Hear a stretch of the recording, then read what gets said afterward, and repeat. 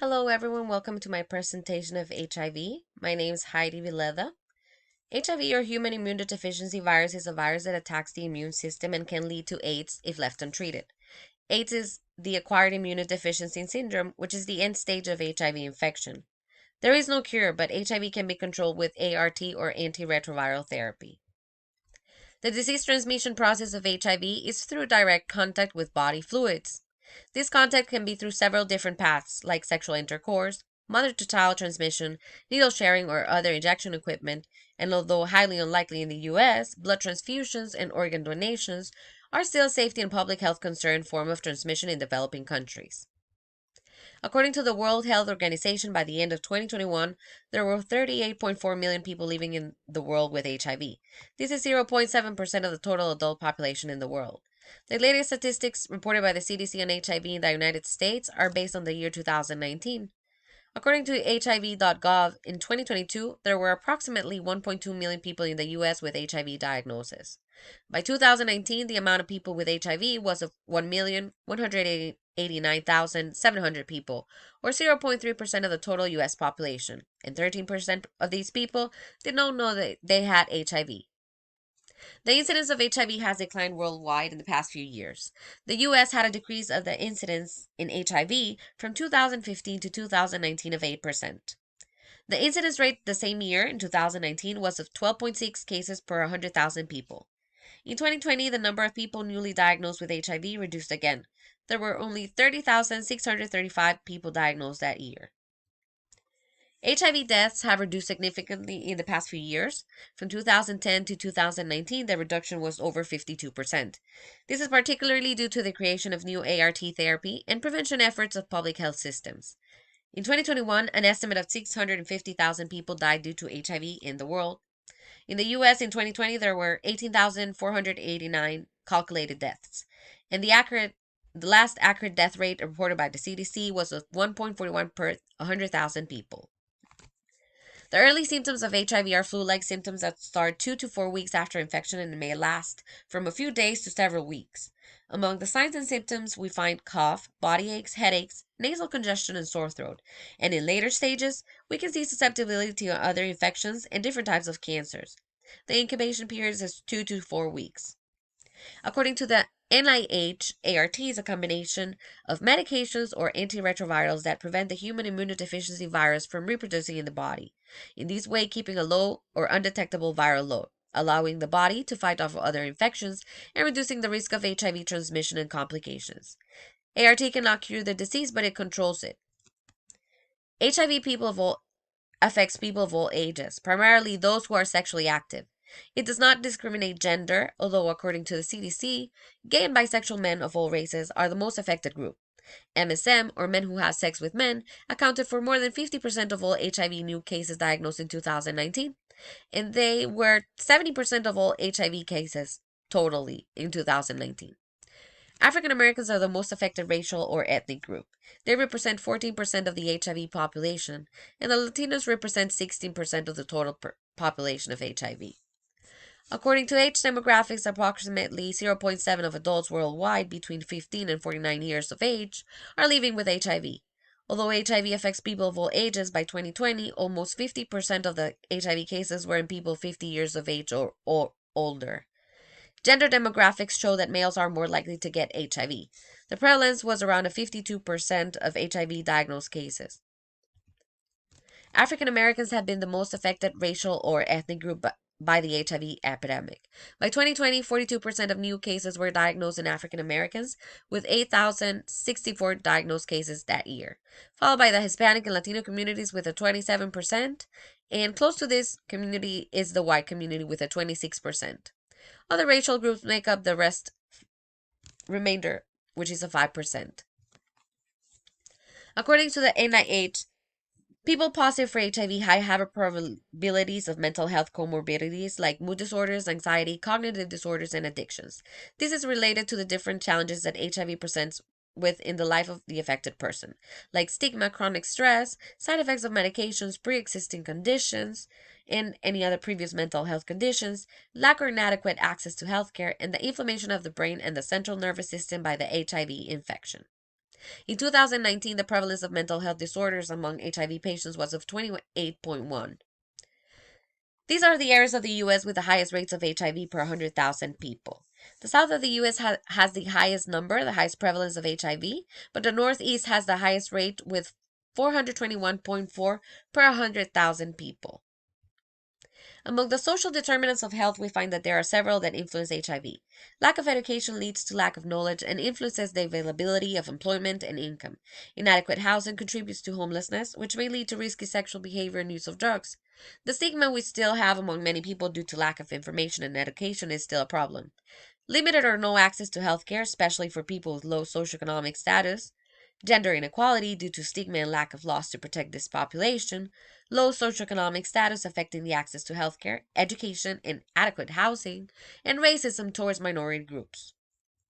The occurrence of HIV among group minorities is huge, and although the incidence rates of HIV have decreased over the past 10 years, the majority of cases of HIV happen in people who are part of group minorities.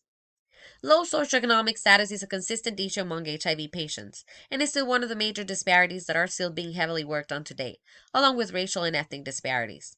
There is evidence showing that geography influences HIV risk behaviors and outcomes. For example, the southern states of the United States have a higher incidence and prevalence of HIV cases. Under the HIV epidemiologic variables, we find that currently the National Institute of Health is working on a vaccine to safely prevent HIV since 2009. Among the prevention efforts that have been developed over the years, we have PrEP and PEP. PrEP, or pre-exposure prophylaxis, is a combination of antiretroviral therapy to prevent HIV infection before someone has been in contact with someone positive for HIV. PEP is post-exposure prophylaxis, and this is a combination of antiretroviral therapy given to prevent HIV infection after a single high-risk event to stop HIV infection. No test can detect infection immediately after it has been contracted. Antibody tests look for antibodies created by the person against HIV, and they take 23 to 90 days to be able to detect HIV. Antibody antigen tests take 18 to 45 days after exposure, and the nucleic acid tests can detect HIV 10 to 33 days after exposure. To learn about the current hypotheses, I found this qualitative study, which is called Exploring Behavioral Intervention Components for African American, Black, and Latino Persons Living with HIV with Non-Suppressed HIV Viral Load in the United States.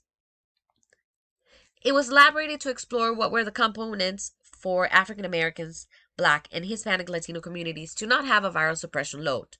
An interview was conducted to randomly selected participants.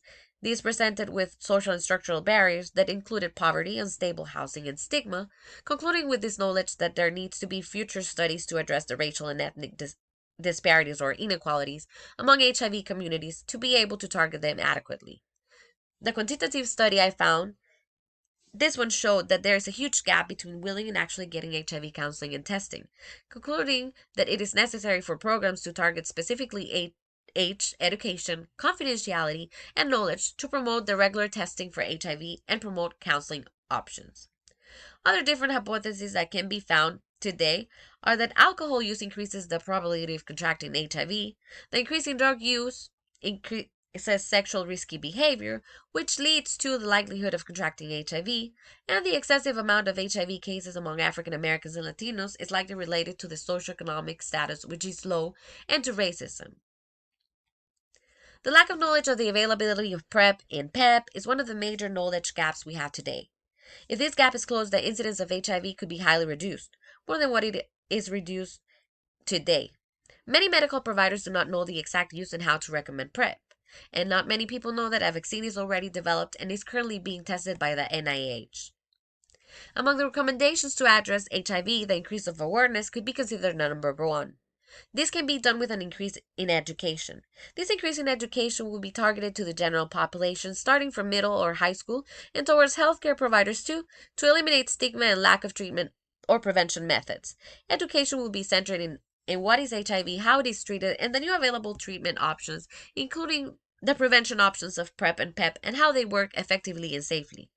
Promoting universal healthcare coverage is one of the most difficult tasks. Policies need to be created and those that exist need to be changed. The government and health institutions, along with healthcare workers, must come together to be able to create a primary care attention for all the population. educating and increasing access to safety measures for safe sex among the risk populations and the general population, like condoms, counseling, and increasing the availability of preventive medications like PrEP and PrEP among the group minority groups. It is also something very important that needs to be done. The allocation of resources is necessary. The direction of these resources to improve universal health care and promote as well as increase the availability of preventive measures is a gold standard. Working on developing prevention strategies or improving the ones that already exist, improving and increasing resources for the development and testing of the vaccine, and promoting treatment adherence. The lack of knowledge of the availability of PrEP and PEP and the existence of it is one of the major knowledge gaps we have today. If this gap is closed, the incidence of HIV could be highly reduced, more than what it has reduced already in the past 10 years. Many medical providers do not know the exact use and how to recommend it. Not many people know that a vaccine is already in the develops. Reducing social disparities will increase the safety of people among group minorities, like African Americans, Latinos, and the men who have sex with men population. These will reduce the incidence of HIV, and in this way contribute to public health efforts for eliminating HIV infection in the near future. For this reduction of social disparities to happen, a lot of money and time needs to be implemented, as all the levels of society need to be intervened for it to happen one day. Vaccine development for HIV started many years ago. It was stopped for a while, and the NIH restarted it again in 2009. The efforts of research should be placed on the development of the vaccine. Reducing side effects of the medications is another level of the HIV battle that needs to receive attention. That although research to find health disparities, risk factors, treatment options, treatment adherence has been effective, and we can see proof of it with the reduction of HIV incidence and mortality in the past few years, still, the side effects of the ART therapy are still a lot, and some are even unknown. There are two big programs for HIV that have contributed to the decrease in the incidence of the infection. The first one is the Ryan White or HIV/AIDS. This program is one that I am very familiar with. The clinic where I work at has an HIV program funded by the Ryan White program. We provide HIV patients with all the resources from mental health, medication, primary care, housing opportunities, food, transportation, and a small compensation for fulfilling all their requirements on time and keeping their viral loads in undetectable levels. People enrolled in this program have to follow up appointments and lab work scheduled in order to keep receiving the aid, which contributes to the effectiveness of the program. In 2021, 89.7% of the clients under this program were virally suppressed, meaning their viral loads were under the detectable levels and therefore eliminating the risk of transmission and health complications. Compared to the 65.5% of the population not under this program that are virally suppressed, we see that this program is critical in helping to eliminate the HIV epidemic. The other program is the Minority HIV/AIDS Fund, Communities of Color program, by the U.S. Department of Health. This brings together federal, state, community organizations to design and test solutions for critical needs in the HIV population, improving the efficiency of investments into programs for HIV and services for group minorities, especially racial and ethnic group minorities, which are most affected by HIV. This fund also supports the Ending of the HIV Epidemic Plan for America, which is a plan that was developed several years ago, which set up a goal to reduce 90% of infections of HIV by 2030. Thank you very much.